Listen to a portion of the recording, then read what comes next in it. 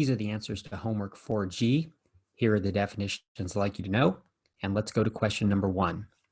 A stock solution containing manganese 2 ions is prepared by dissolving 1.584 grams of manganese metal in nitric acid, then diluting the solution to a final volume of 1.000 liters. A. Calculate the molarity of the manganese 2 ions in the stock solution. So molarity is moles of solute per liter of solution. So we need to calculate how many moles of manganese 2 ions there are in the solution. And the manganese 2 ions actually came from 1.584 grams of manganese metal. If we can convert the grams of manganese metal into moles with manganese's molar mass, this will tell us how many moles of manganese we actually put into the solution. The nitric acid actually then oxidizes the manganese metal into manganese 2 ions, so that's where that comes from. And because each manganese atom will turn into a manganese 2 ion, it's a 1-to-1 ratio, so whatever the moles of manganese were that were dissolved into the nitric acid will equal the moles of manganese 2 ions. If you want the molarity of the solution, you take the moles of the manganese 2 ions and divide it by the volume, and it said you diluted the solution till its final volume reached 1.000 liters. So divide these two numbers and you'll get a 4 significant figure answer. The molarity of the manganese 2 ions in this solution, 0.02883 molar. Part B says, if 50.0 milliliters of the stock solution is pipetted into a 1,000 milliliter volumetric flask and diluted to a final volume of 1,000.0 milliliters, calculate the molarity of the manganese 2 ions in this diluted solution. So we're diluting a small amount of this original solution here. This is going to be a dilution equation calculation, MCVC equals MdVd. Because we're adding water to this solution from part A, the part A solution is the concentrated solution. And so we're going to know that the molarity of the concentrated solution is 0.02883 molar. Now, how much of this concentrated solution are we actually going to be using? We actually made 1,000 milliliters of it, but the problem says we only pipette 50. So we're only going to be taking 50.00 milliliters of the concentrated solution. The question is, what's going to be the molarity of the diluted solution if the volume of the diluted solution works out to be 1,000 milliliters altogether? So we're solving for M sub D. So M sub D will be the molarity of the original solution multiplied by the volume of it that we used divided by the volume of the diluted solution. So the molarity of the original solution from part A, which is our concentrated solution, even though it has a really low molarity, 0.02883, and I'm going to keep a guard digit of 1 in there. We multiply it by the volume that was used, it was pipetted, 50.00 milliliters, and divide it by the final volume of the diluted solution, which is the 1,000.0. One number is 5 significant figures in the denominator. The two numbers in the numerator each 4 significant figures. So the answer will be rounded to 4 significant figures, 0.001442 molar. This is actually how they get very accurate solutions of low concentrations. You wouldn't be able to weigh out 0.001427 grams of manganese accurately on a balance. That would actually go like 5 or 6 places past the decimal point. So you make a more concentrated solution where you can actually measure a typical quantity, like a gram of it, and then you can do a dilution to that to make the solution way less concentrated, but keep your accuracy fairly high. Let's go to question number 2. Calculate the volume of water that must be added to 100.0 milliliters of 15.6 molar ammonia in order to produce a 6.00 molar ammonia solution. So the ammonia solution is going from 15.6 molar down to 6. So we're just adding water to make that become more diluted. This is a dilution problem. And in the problem, they tell us the 15.6 molar ammonia, we had 100 milliliters of it. So we know the MC and the VC. We know that the molarity of the dilute solution must be 6.00. That's our MD value. So in this particular problem, we're solving for the volume of the diluted solution because it's the only variable we don't know in the dilution equation. So the concentrated ammonia was 15.6 molar. They said you were going to have 100 milliliters of it, and you wanted the final molarity to be 6.00 molar. The molarities cancel out. The answer comes out in milliliters, and our answer is the volume of the diluted solution. If that's what they wanted, we're done. But the problem said how much water must be added to the original 100 milliliter of the concentrated solution. to make this diluted solution. So if the final solution is 260, we have to subtract the original volume that we had, 100, and therefore you need to add 160 milliliters of water to that original 100 milliliters of the concentrated solution to get the volume big enough so that the molarity drops down to 6.00 molar. Question 3. A 20.0 milliliter sample of a 0.050 molar calcium chloride solution is mixed with a 30.0 milliliter sample of a 0.040 molar silver nitrate solution.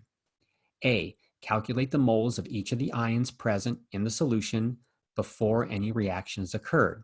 So anytime you have a substance dissolved into a solution, you can calculate the number of moles of it by multiplying its molarity times its volume. So we have 20 milliliters of a 0.050 molar calcium chloride solution that are mixed with something else. So I can take that corresponding molarity and volume, the molarity 0.050 moles of calcium chloride per liter, multiply by its corresponding volume. It's 20 milliliters that was 0.050 molar. So if I multiply it by 0.0200 liters and the liters cancel out, I'm going to get the number of moles of calcium chloride that were in that 20 milliliters. And then when you mix it with something else, that's still going to be the same number of moles of calcium chloride. It's just going to be dispersed over a larger volume. If this is the moles of the calcium chloride that was dissolved, then because calcium dissociates, if you multiply that number by 1, that will be the moles of the calcium ions. And if you multiply it by 2, that will be the moles of the chloride ions. So this solution will contain 0.0010 moles of calcium ions and 0.0020 moles of chloride ions. For the other component, there were 30.0 milliliters of 0.040 molar silver nitrate. If you ever multiply a corresponding molarity times volume, you're going to get the moles of the solute. So the molarity of the silver nitrate was 0.040 moles per liter. We had 30 milliliters of it, so 0.0300 liters. Liters cancel out, and the number of moles of silver nitrate turns out to be 0.0012 moles. That's only 2 significant figures because our original molarity of the silver nitrate was just 2 significant figures. Because there's 1 silver and 1 nitrate in the formula of the compound, there's not 3 nitrates, NO3 is a nitrate, then the molarity of both silver ions and nitrate ions will both be 0.0012 times 1. So 0.0012 moles of silver ions, 0.0012 moles of nitrate ions. So the 4 yellow answers here are the answers to question 3A. 3B says, calculate the moles of each ion present in the solution after any reaction has occurred. So you're mixing 2 compounds together. When you mix 2 compounds together to try to predict the products of a chemical reaction, you switch their partners and you look for a precipitate, water, or a gas.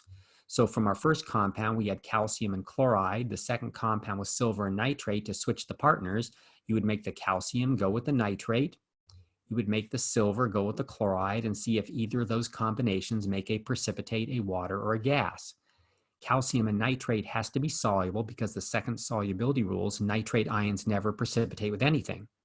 But if silver ions and chloride ions are in the same solution and they bump into each other, chloride ions never precipitate with anything except silver ions, mercury 1, and lead 2. So the chloride ions and the silver ions will actually precipitate out, and that's the reaction that's going to occur. It's going to be a silver ion from the one solution bumping into the chlorides from the other solution, forming a precipitate of AgCl. To see how many silver and chloride ions are left after this precipitation, we're going to write an initial, change, and final table. So from part A, we knew the solution when it was mixed contained 0.0012 moles of silver and 0.0020 moles of chloride.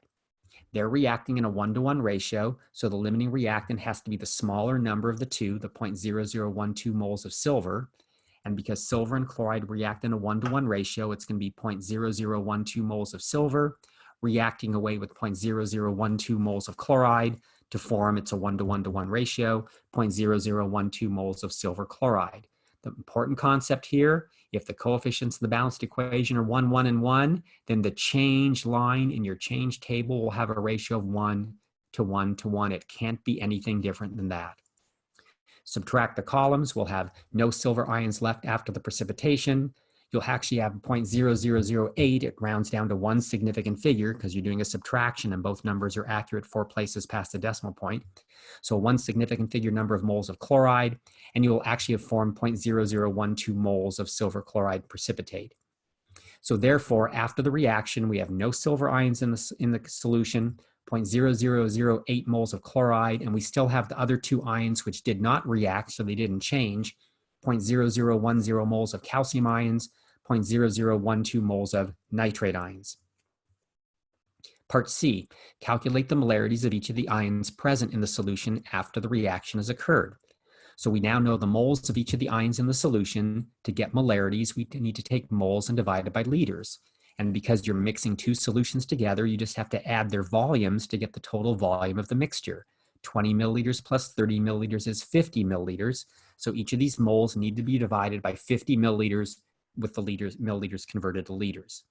So for the silver ions, you divide it by 0.0500 liters, molarity would be 0 molar.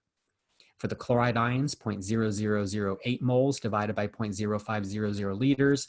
The chloride value is only a one significant figure number, so your answer will only be one significant figure, 0.02 molar of chloride. For the calcium, 0.0010 divided by the total volume. The calcium ion moles are two significant figures. Your answer will be two significant figures, 0.020 molar calcium ions. And the nitrate ions, 0.0012 moles divided by the combined volume of 0.0500 liters gives you a final molarity of the nitrate ions to two significant figures of 0.024 molar.